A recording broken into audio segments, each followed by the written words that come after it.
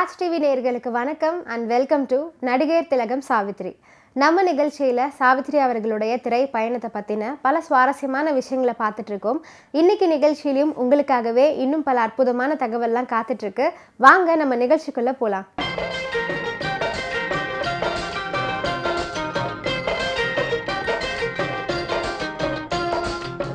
மகா நடிகை சாவித்ரி அவர்களுடைய வெற்றி திரைப்படங்களின் வரிசையில் 1958 வருஷம் வெளியான திரைப்படம் தான் பதிபக்தி அப்படிங்கிற திரைப்படம். தென்னிந்திய சினிமாவின் புகழ்பெற்ற இயக்குநர்களில் ஒருவரான பீம்சிங் அவர்களின் படைப்பில் உருவான இந்த பதிபக்தி திரைப்படத்தில் Sivaji Ganesan, Savitri, Gemini Ganesan, M N Rajam, V Nagaiah, Vijayakumari, T S Balaiah, C K. Saraswathi, K A. Thangavelu, J P. Chandrababu, M R. Santhanam போன்ற அற்புதமான நடிகர்கள்லாம் நடிச்சிருக்காங்க. திரைப்படத்திற்கு இசையமைத்தவர்கள் மெல்லிசை மன்னர்கள் விஸ்வநாதன் மற்றும் ராமமூர்த்தி.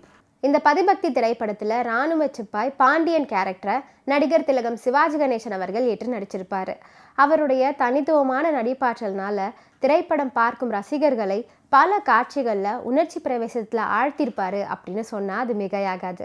தன் தமக்கை மகள் அல்லியை தேடி அலையும் சிப்பாய் பாண்டியனின் நிராசையையும் விரக்தியையும் சிவாஜி கணேசன் அவர்கள் அவருடைய தனித்துவமான முகபாவத்தில் மிகவும் அற்புதமாக வெளிப்படுத்தியிருப்பார். தன்னிடம் அன்பு காட்டிய மறிக்குழந்தை கதாபாத்திரத்திடம் தன் கதையை சொன்ன போதும் கடைசியில் அல்லி யார் என்று தெரிந்து உள்ளம் குமுறும் போதும் சிவாஜி கணேசன் தமக்கே உரிய உருக்கமான நடிப்பு திறமையை நன்கு வெளிப்படுத்தியிருப்பார். படத்தின் இறுதியில் மூர்த்தி கேரக்டரை கொல்லும் தீர்மானத்துடன் கையில் துப்பாக்கியுடன் விரைந்த போதும் அவனுடன் போரிட்ட போதும் அவர் நடிப்பு பாராட்டத்திற்குரியதாக இருந்துச்சு. பதிபக்தி திரைப்படத்திற்கு பின்னணியில் பல சுவாரஸ்யமான செய்திகள்லாம் இருக்குது. அந்த வகையில் பெண்ணின் பெருமை திரைப்படத்திற்கு பிறகு 2 கணேசன்களும் சேர்ந்து தோன்றும் படம் இந்த பதிபக்தி திரைப்படம் தான். இந்த படத்தில் சிவாஜி கணேசன் மற்றும் ஜெமினி கணேசன் இருவருக்கும் நல்ல கதாபாத்திரங்கள் அமைஞ்சிருக்கும். மேலும் இருவருடைய நடிப்பு திறமைக்கும் ஏற்ற மாதிரி கதாபாத்திரங்களும் நன்றாகவே அமைஞ்சிருக்கும். படம் வெளியான நாட்களில் திரைப்படத்தில் இருவருமே மிகவும் நன்றாக நடிச்சிருந்தாங்க அப்படின்னு அன்றைய நாட்களில் பத்திரிகைகளை பாராட்டி விமர்சனம் எழுதியிருந்தாங்க. பதிபக்தி திரைப்படத்தில் ஒரு காட்சியில் பாண்டியனும் மூர்த்தியும் துப்பாக்கி சண்டை நடத்திய போது மூர்த்தியிடம் துப்பாக்கி ரவைகள் தீர்ந்துவிடும்.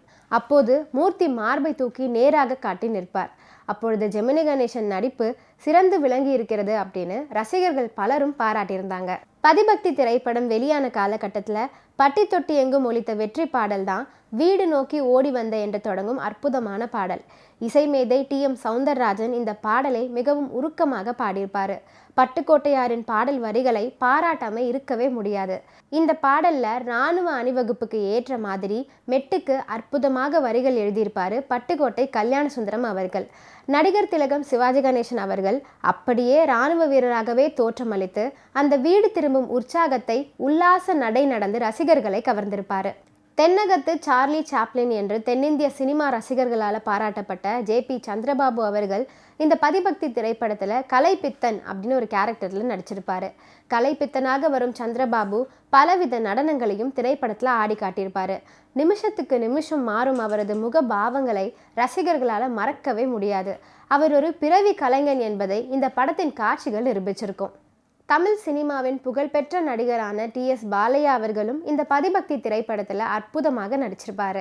டிஎஸ் பாலையா அவர்கள் பதிபக்தி திரைப்படத்தில் சிறப்பு தோற்றமாக ஒரு சன்னியாசி கதாபாத்திரத்தில் நடிச்சிருப்பார். நன்றி விசுவாசம் உள்ள வேலைக்காரனாக டிஎஸ் பாலையாவின் இணையற்ற நடிப்பை பார்க்கும் பொழுது அவருக்கு நிகர் அவரே அப்படின்னு தான் சொல்லணும். இன்னைக்கு நடிகர் திலகம் சாவித்ரி நிகழ்ச்சியில் பல சுவாரஸ்யமான விஷயங்கள்லாம் சொன்னேன்.